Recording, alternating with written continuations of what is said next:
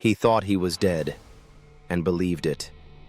He looked in the mirror, and something didn't connect. The image was there. The face was his. Nothing was missing. But it didn't feel real. Not in the way it should. Because the problem wasn't what he saw. It was what he felt. Or what he no longer felt. There was no sense of presence. No internal confirmation. No signal telling him, "This is you. You're alive." And without that signal, everything started to break. He didn't panic. That's what made it worse. He accepted it. Quietly, naturally. As if the conclusion had always been there, waiting to surface. He believed he was dead. Not physically destroyed. Not unconscious. Just no longer existing in the way people do. And that belief didn't come from imagination. It came from perception. Something inside his brain had stopped working correctly. Not movement, not vision, not speech. Something deeper.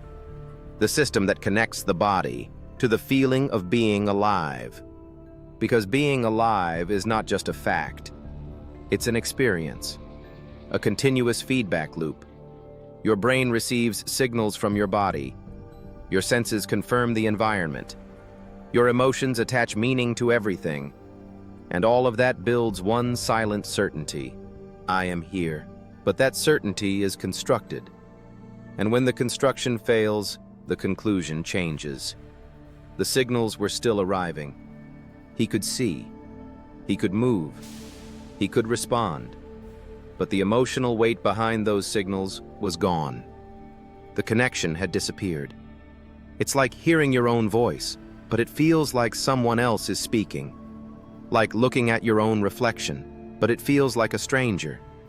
That mismatch forces the brain to do something. It needs to explain the inconsistency. So it does what it always does. It builds a narrative. But this time, the narrative is wrong. If this body doesn't feel like mine, then I must not be alive.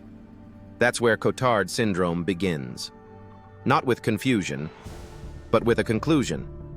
A fixed belief. One that doesn't change with evidence, even when everything around proves the opposite.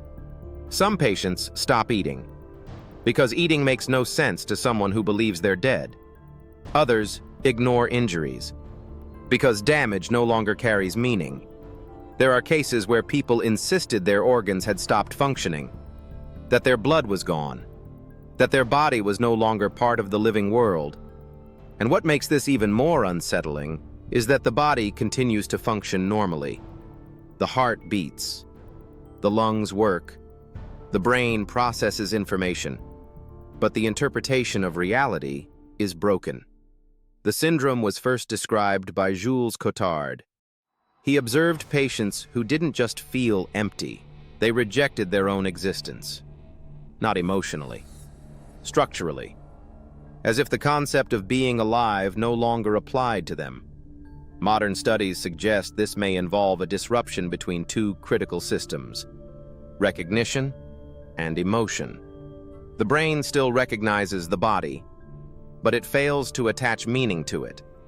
And without meaning, recognition becomes useless. That's the gap. That's where reality starts to distort. This is similar to what happens in other rare conditions. Like when someone recognizes a face but feels no familiarity. Except here, the face is their own, and the detachment is absolute. What's left is a mind trying to resolve a contradiction, and choosing the only explanation that fits the experience. I must be dead. It's not fear-driven. It's logic, based on broken input. That's why arguing doesn't work. You can show evidence. You can explain. But you can't replace perception. Because perception feels real. And reality is built on what the brain accepts as true. Most people never question their existence. It's automatic, constant, invisible. But Cotard syndrome exposes something fundamental. The feeling of being alive is not guaranteed.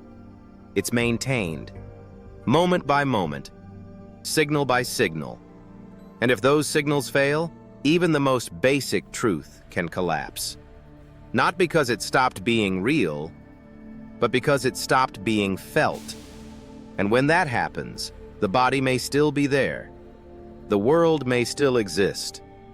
But for the person inside that mind, everything has already ended.